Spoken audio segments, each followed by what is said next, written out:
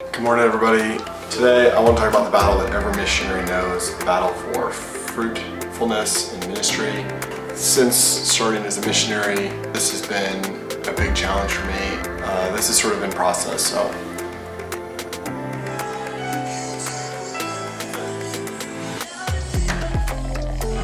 Just got done 3 years of living in Norway, working with Youth with a Mission there. Now living in Kansas City, still working with Youth with a Mission. And being back in my home country has really put a lot of questions in my heart around this whole thing of missions. And for those of us who have had a passion burning for the nations, we are moved by the need, the reality that there are many out there who haven't heard. And we sign up for this call in response to some passionate plea to go and change that. And what happened? We joined missions, and that makes it all better, right?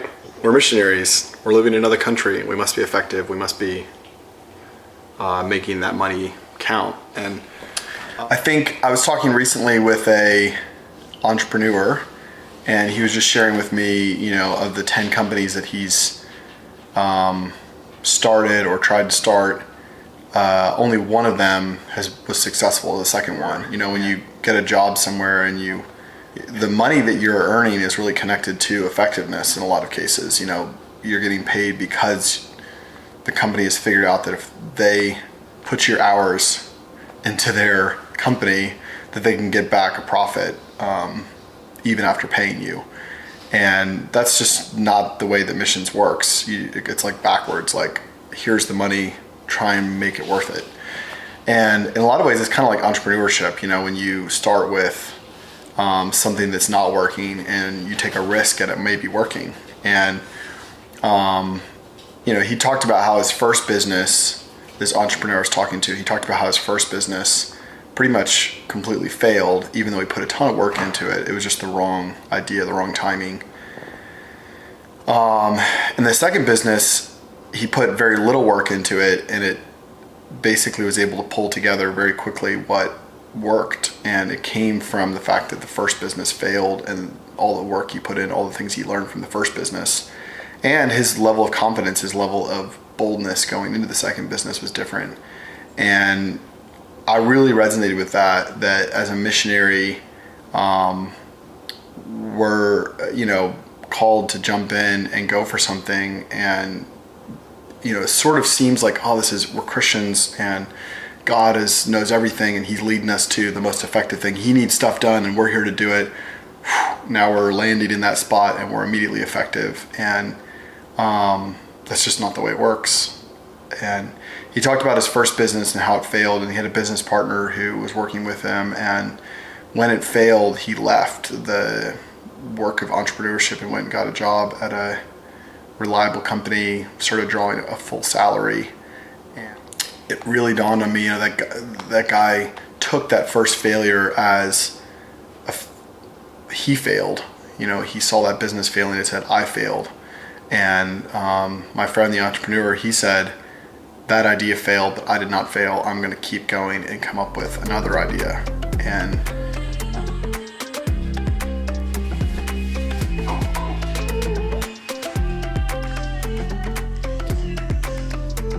coffee. I think one of the key things that I learned about productivity and missions is that my identity doesn't come from my productivity, and that when I start to look to what I can accomplish for my value, it causes all kinds of problems. It causes problems in the fact that I'm pressing forward because it's part of my identity. I have to find this and I have to find it quick. I work too hard, I put too much pressure on myself, and I force things to happen too fast. And I began to see my family as an obstacle to missions, an obstacle to accomplishing things instead of valuing them. And this all really happened because I didn't understand my identity comes from God's love for me and not from what I accomplish. I've heard this before and I knew this in theory, but it's one thing to know something in theory, it's another thing to live from a truth or a reality, and I just wasn't living from the truth or the reality that I was loved. I knew it in fact, but I wasn't living it. If we look at what Jesus says about this in John 15, he says, abide in me and you will bear much fruit. It may seem counterproductive to go back and learn how to dwell with the Father, which it has felt that way, but I'm not actually yielding good fruit. I'm not actually yielding, it's just throwing my whole life off. Like, I'm offering the world Jesus, and yet I haven't yet received him myself. I haven't believed that he's good enough to abandon needing to make fruit to like just be with him. And if I'm not there, then what do I have to offer the world? It's the first, and I need to write a newsletter. Actually, it's the second.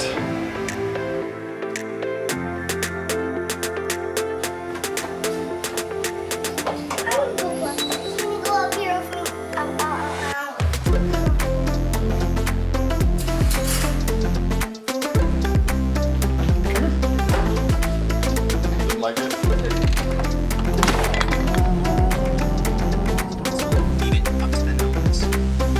Wanna be on my vlog?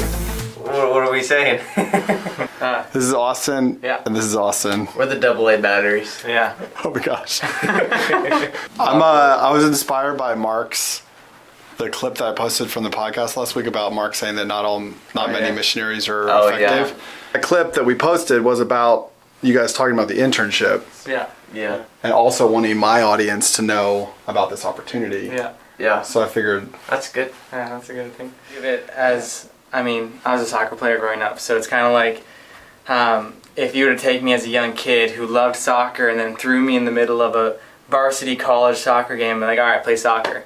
It's like, I wouldn't have been able to do that. I loved soccer, but I had no idea how to actually do it. I didn't have the techniques, I didn't have the skill, the ability, I didn't have the years and years of practice that I put into it eventually. Mm-hmm. And I feel like that's how we kind of treat being a Christian right now, is that we kind of teach people like, oh, be a Christian.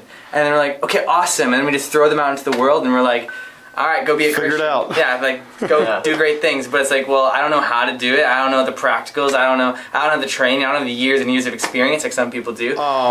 March, there's going to be this internship, and you get to work with Mark Anderson, who's been doing this 40 years mission stuff for a long time. And that's kind of where I'm going to end this vlog. I was talking to him about how it's so key to dwell with the Lord, and like fruitfulness come from like intimacy. Abiding with the Lord. Yeah. But I think like the next most significant like piece of wisdom on top of that is find people that have done it and learn from them. And Mark's done it. People who have fruit, who've gone before. Yeah. Mark's been fruitful. Really, he's been around fruitful ministries. Yeah. And he's like, he hasn't done this before. He's like, I'm gonna take this time to pour into the next generation. So if you want to come to Kansas City and hang out with me and these guys and a bunch of other cool people, come to see you guys. Come join us. Some of you guys might be stranded because of COVID, or maybe you're like trying to figure out what's next, or you have a passion for missions but you don't know where to start. You don't have to do a DTS or be a YWAMer to come do this. No. Just come join us. It's like starting in a month. And there'll be an online option, I think, potentially available. There will be an online option. You can also come in June if you can't come in March. Yeah. It's such an awesome opportunity. Yeah. So come hang out with us. So much, changed our life. So. Yeah, you guys have been hanging out with Mark for the last 6 months. Yeah. And it's been like 8 hours on a scale of 1 to 10. How helpful has it been? 16. 16. I like that. It's changed our paradigms a lot in what we over and over and over again. Not just missions, but how to actually walk with Jesus and be a Jesus follower. Taking the passion, but putting actual strategy behind it. And where are you guys going? Philippines. We're heading back to the Philippines. Dang. Yeah. We're doing an all-nation initiative there. At some point in the next... What does that mean, all-nation initiative? Well, we're going to we're actually going to. We're actually putting the plan and the strategy behind it to see every single Filipino engage with the gospel, put in a Christian community, engage with the Bible, see that entire nation transformed. Yeah. I'll put more information down below about the internship. You should come join us in Kansas City. We've also got DTS coming here, I think this summer. You should come join us for that too, one or the other. This is a ongoing process for me, and I'm still learning what does it look like to be a healthy missionary. This season for me, 2020, has been a lot of reflecting on who I am and how I've chosen to formulate my life, and I've made a lot of mistakes, and I'll be sharing those in future vlogs. This is Some Honest Missionaries, where we share openly and honestly from our experience in missions. If you are new here, subscribe and follow along with our journey. See you next time.